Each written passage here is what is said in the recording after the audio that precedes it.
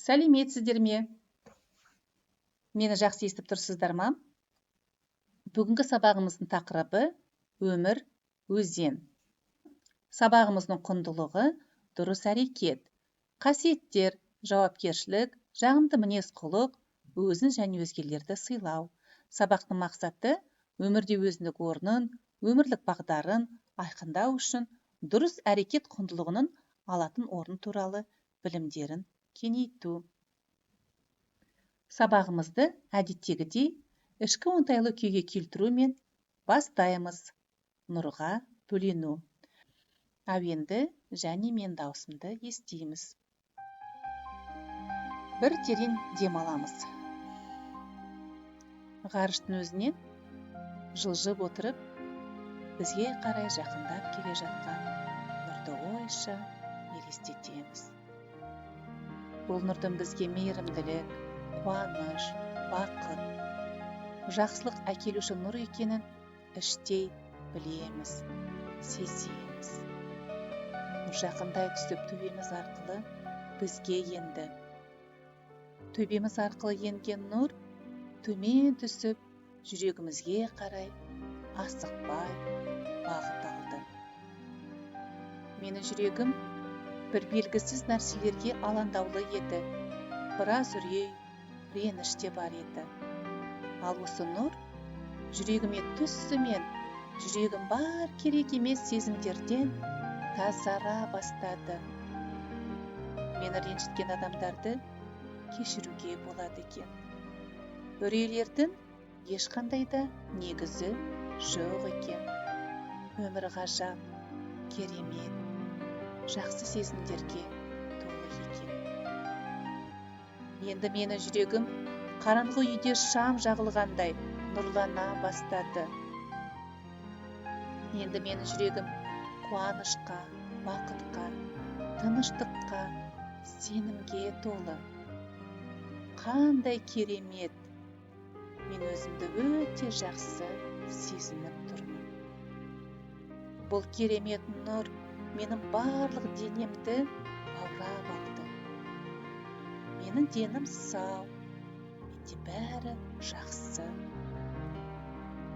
Мен осы өмірде алға қойған мақсаттарыма жүру үшін дайынмын. Нұр менің денеме сыймай, жан-жаққа тарала бастады. Нұрмен отырған бөлмеме толығымен түсіп тұр. Менің үйімдегі барлық адамдарды бұл керемет, ғажап нұр баурап алды. Менің үйімдегі әрбір адам бақытты болсыншы, әркімнің арманы орындалсыншы. Нұр мен отырған үйге сыймай, барлық ауылдарды, қалаларды, әр жерді, әр тауды нұрландыра бастады. Менің сүйікті Қазақстанымның әрбір үйіне бұл нұр бақыт шамы болып жағылды. Осы әрбір үйге жағылған бақыт шамы әр отбасына, әр адамға қуаныш, жақсы хабар әкелуде. Бәрі де бақытты, мәз-мейрам, қандай ғажап көрініс. Осы керемет нұр Қазақстанымды бақытқа, шапағатқа толтыра отырып, әрі қарай жылжыды. Ол барлық жер планетасын баурап алды. Осы жер планетасындағы әрбір адам бақытты болсыншы. Әр адамның дені сау болсыншы. Әрбіреуінің армандары орындалсыншы. Нұр планетамызды баурай отырып, маған қарай қайта жол тартты. Мені қайта тауып алған махаббат, бақыт, қуаныш, кешірімділік, мейірім нұры.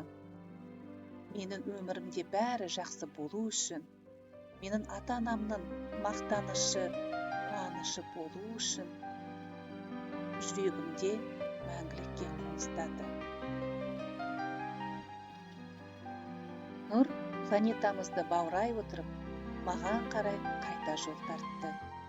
Мені қайта тауып алған махаббат, бақыт, қуаныш, кешірімділік, мейірім нұры менің төбем арқылы еніп, менің өмірімде бәрі жақсы болу үшін, менің ата-анамның мақтанышы, қуанышы болу үшін жүрегімде мәңгілікке қоныстады. Бұл нұр менің осы өмірде өз орнымды табуыма көмектеседі. Мен өзімді өте жақсы сезініп тұрмын. Мен бақыттымын. Менде бәрі жақсы. Барлықтарыңызға рахмет. Ақырын ғана көзімізді ашамыз. Сабағымызды жалғастырамыз. Дәйек сөз. Өмірдің өзі ұлы ұстаз. Халық даналығы. Дәйек сөз бойынша сұрақ. Ойланайық. Қалай ойлайсыздар? Біздің өмірімізде болып жатқан оқиғалардан, жағдайлардан белгілі бір сабақ алып жатырмыз ба? Өмір бізді үйретіп жатыр ма? Иә, дұрыс ойлайсыздар. Әркім өздеріңіз жауап беріп отырыңыздар. Оқытушының әңгімесі. Өмір жаңғырығы. Ғани әкесімен үлкен тау жартастарының арасымен серуендеп келе жатқан еді. Кенет Ғани сүрініп кетіп, «А!» деп айқайлап жіберді. Сол кезде жоғарыдан «А!» деген дауыс естілді. Ғани өзінің даусының қайталанғанына таңырқап, «Сен кімсің?» деп айқайлады. Тау жақтан «Сен кімсің?» деп қайталады. Ғани қатты ашуланып жылап жіберді. Оның қасына келген әкесі «Не болды?» деді. Сол кезде Ғани «Қараңызшы әке» деді. «Ол мені қайталап тұр, мазақтап тұр» деді. Сонда әкесі күлімсіреп «Балам, маған қара» деді. Сөйтіп әкесі тау жаққа қарады да «Мен сені жақсы көремін» деді. Тау жақтағы дауыс «Мен сені жақсы көремін» деп қайталады. Әкесі «Сен батырсың» деді. Тау жақтағы дауыс «Сен батырсың» деді. Ғани аң-таң. Бұл кім, бұл не деп сұрады. Әкесі жаңғырықтың сырын былай деп түсіндіріп берді. Бұл жаңғырық. Жаңғырық адам баласын көп нәрсеге үйретеді. Сен өмірінде не істесең, оның тура солай сыбағасын аласың. Өмір айна сияқты. Сен қандай болсаң, солай көрсетеді. Егер сен біреулердің мейірімді болғанын қаласаң, сен ең бірінші өзің мейірімді болуың керек. Егер сен біреулердің адал болғанын қаласаң, ең бірінші өзің адал болуың керек. Сен біреулердің өз сөзінде тұрып, жауапкершілікті болғанын қаласаң, сен өзің өз сөзінде тұрып, жауапкершілік көрсетуің керек. Адамдардың сабырлы болғанын қаласаң, өзің сабырлы болуың керек. Адамдардың қайырымды болуын қаласаң, сен де қайырымды бол деді. Сұрақ. Қалай ойлайсыздар? Осы өмірде әр адамның жасаған жақсы, жаман іс-әрекеттердің бәрі де жаңғырық болып өзіне қайтып келеді ме? Мына кішкентай видеоны қарап тамашалайық.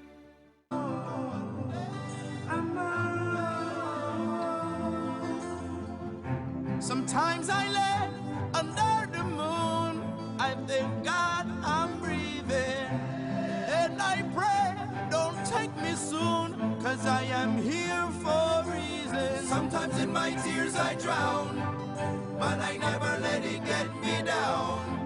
So when negativity surrounds, I know someday it'll all turn around, because all my life I've been waiting for, I've been praying for the people to say that we don't wanna fight no more. There'll be no more war.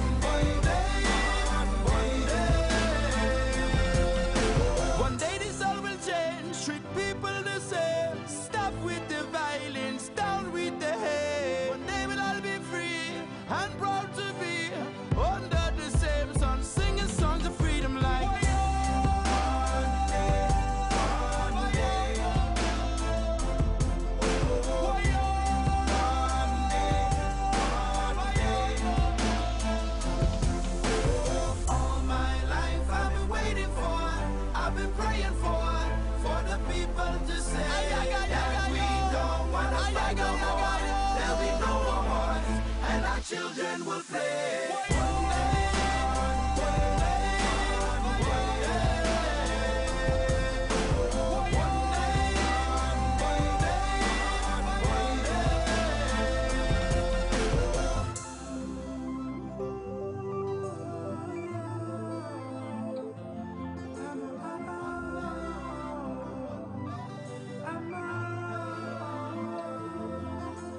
Sometimes in my tears I drown, but I never let it get me down. So when negativity surrounds, I know someday it'll all turn around, because all my life I've been waiting for, I've been praying for the people to say that we don't wanna fight no more.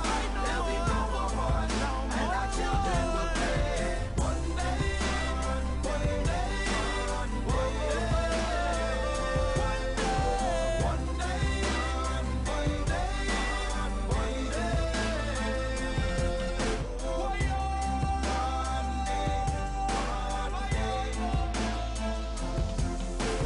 All my life I've been waiting for, I've been praying for the people to say that we don't wanna fight no more.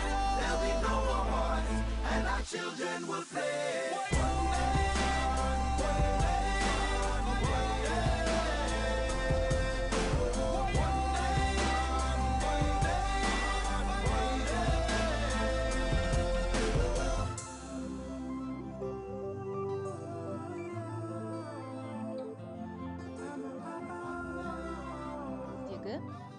Екінші әңгімеміз өміріміздегі 1 мен 0-дер. Физмат факультетінің бір профессоры бір күні студенттеріне өмірлік бір сабақ үйрету ниетімен тақтаға үлкен қылдырып бір санын сызып қояды. Студенттеріне қарап, бұл сіздердің адамгершіліктеріңіз. Өмірлеріңізде болу керек ең маңызды қасиет адамгершілік деп түсіндірді. Сосын бірдің қасына 0 санын жазды да, ал бұл болса жетістіктеріңіз. Бойыңыздағы адамгершілікке табыс қосылса, адам бірден 10 бола қалады. Тағы да 1 0 қосайық, бұл сіздің тәжірибеңіз. Тәжірибеңіз болса, адам 10 емес, енді 100 болады. Деп осылайша кезек-кезек 0-дерді қоса берді. Зеректік, тәртіптілік, сүйіспеншілік. Қосылып тұрған әрбір 0 саны адамды 10 есе байытатынына көздері жетті. Бір кезде профессор сандар тізбегіндегі ең басында тұрған 1 санын өшіріп тастады. Сонда тақтада тек қана 0-дер қалды.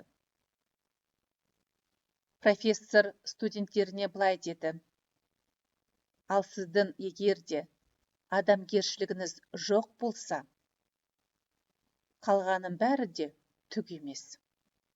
Сондықтан да өмірде ең бірінші адам болыңыздар. Адамгершілік қасиеттеріңізді дамытыңыздар, деп сөзін аяқтады. Сұрақ: жаны мен санасы таза, сабырлы, қанағатшыл адам, адамгершілігі мол адам. Сен өз бойында осы жақсы қасиеттерді дамыту үшін әрекет жасап жатырсың ба? Адамгершілігі мол, жаны жайсан, қандай адамдарды білесің? Рахмет. Әрі қарай жылжимыз. Қазір балалар шығармашылық жұмыс. Арманыңды орындайтын карта жасаймыз. Шығармашылық жұмыс. Арманымның картасын жасаймыз. Бұл үшін сіздер балалар, бұл қағаздан үлкенірек ватман алыңыздар. Енді бұны толтыру үшін өздеріңізге ұнайтын суреттерді журнал беттерінен қиып алып дайындап қоясыздар алдын ала. Мысалы, мына суретте ата-ананы көріп тұрмыз, балаларының қуанышына қуанып отырған. Сондықтан да бұны да өздеріңізге өмірдегі мақсат қылдырып алуға болады. Мен әрқашанда әке-шешеме қуаныш, бақыт сыйлаймын деп қоясыздар. Әрқашанда дұрыс тамақтанып, денсаулығымды әрқашанда жақсы ұстаймын деп қоясыздар. Балалық кезіндегі достарыммен әрқашанда байланыста боламын, олармен кездесіп тұрамын. Міндетті түрде спортпен айналысамын. Спортпен айналыса жүріп, өзіме тағы да өте жақсы достар табамын. Достармен бірге өмір өте қызық. Оқуымды жақсы оқып, қызыл диплом аламын. Қызыл дипломды алған соң өте жақсы жұмысқа тұрамын, мамандығым бойынша жұмысқа тұрып, еңбектеніп, ақша тауып, өзіме ұнайтын заттарды сатып аламын. Өзімнің жан-жағымды әсемдікке, сұлулыққа толтырамын.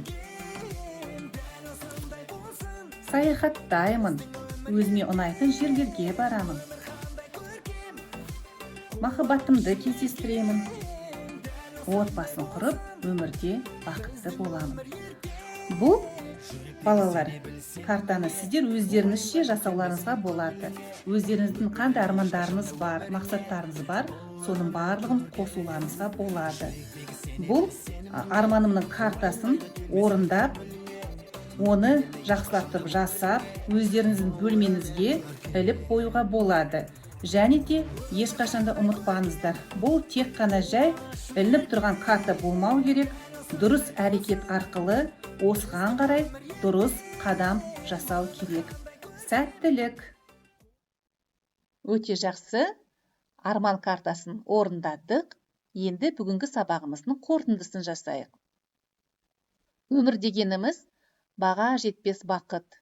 Өмірге келген әрбір адам соны лайықты өткізу керек. Өмірдің өзі өзен, бір ағынмен жүріп отырады. Бірде асу толқындар кездессе, бірде жайшуақ күндер болады. Өмір кейде жұмсақ, кейде қатал болады. Бірақ адам өмірге қайта келмейді. Әрбір қиындықтармен күресе білу керек. Өмірдің әрбір сәтін мәнді де сәнді өткізу керек. Өмірде дұрыс әрекет жасап, жағымды мінез құлыққа ие болуымыз өте маңызды. Балалар, сабағымыз осымен аяқталды. Осы өмірде бақытты болуларыңызды тілеймін. Арман картасына сызылған әрбір мақсаттарыңыз орындалсын. Сау болыңыздар.